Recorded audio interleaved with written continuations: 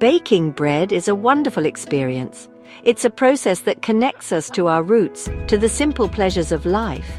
From the moment you start mixing the ingredients, you can feel the magic beginning. The smell of fresh bread fills your home, creating a warm and inviting atmosphere. It's a scent that brings comfort and joy, making everyone feel at home. It is a joy to share with family and friends.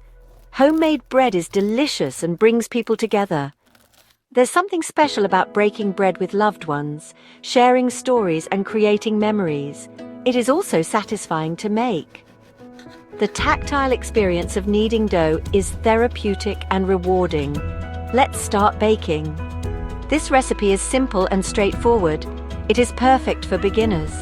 You don't need any special skills or equipment, just a willingness to learn and a bit of patience. You will learn the basic steps of bread making, from mixing and kneading to shaping and baking. Each step is an opportunity to improve and gain confidence. Soon, you will be a confident baker, proud of your creations. There's nothing quite like the satisfaction of pulling a golden loaf from the oven. So, let's begin our baking journey.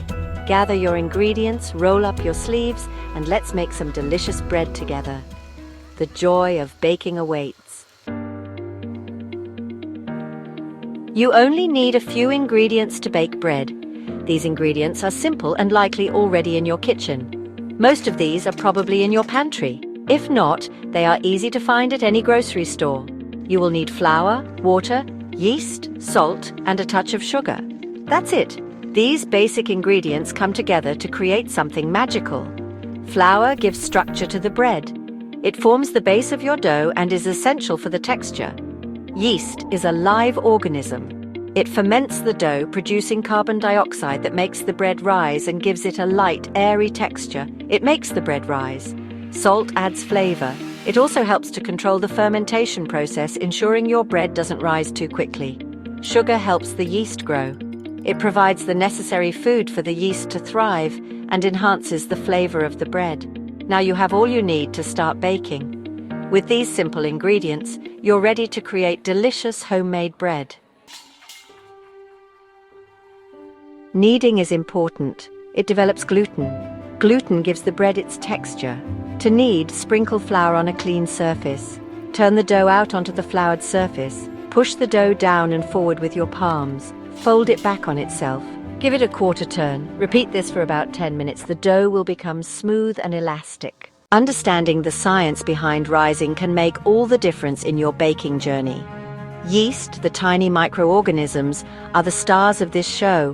When they consume the sugars in your dough, they produce carbon dioxide and alcohol. This process is called fermentation. The carbon dioxide gets trapped in the dough, causing it to expand and rise. The alcohol evaporates during baking, leaving behind a beautiful, airy texture. Temperature plays a crucial role here. Yeast is most active between 75 to 80 degrees Fahrenheit. Too cold, and the yeast will slow down. Too hot, and it will die. This is why finding that perfect warm spot for your dough is essential. The type of flour you use also affects the rising process. Bread flour has a higher protein content, which forms more gluten, giving your bread a chewier texture. All-purpose flour works too, but the results might be slightly different. Hydration is another key factor. The amount of water in your dough determines how easily the gluten can form. A well-hydrated dough will rise better and have a more open crumb structure. Finally, patience is key. Allowing your dough to rise slowly and naturally will yield the best results. Rushing this process can lead to dense, flat bread.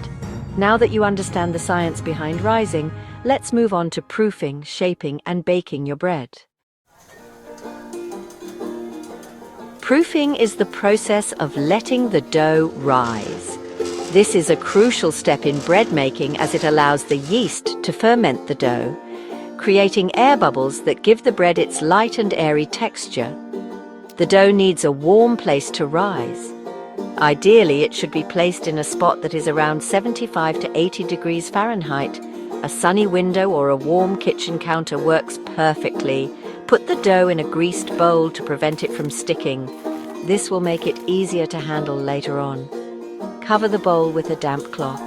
This helps to keep the dough moist and prevents it from drying out during the rising process. Let the dough rise for about an hour. During this time, the yeast will work its magic, causing the dough to expand and become fluffy.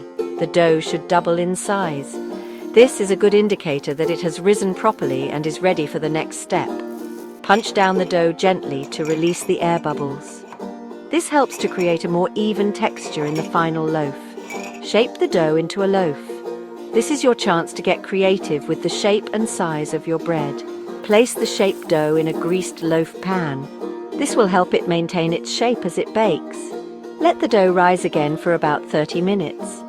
This second rise, also known as proofing, allows the dough to develop more flavor and a better texture.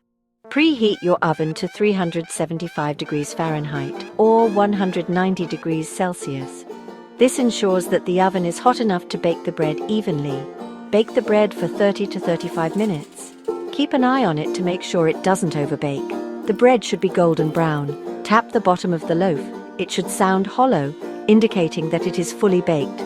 Let the bread cool on a rack before slicing. This helps to set the crumb and makes it easier to cut. Congratulations! You've successfully baked a loaf of bread. Enjoy the satisfaction of homemade bread. It was easy, wasn't it? With a little practice, you'll be baking like a pro in no time. Enjoy the taste of your homemade bread.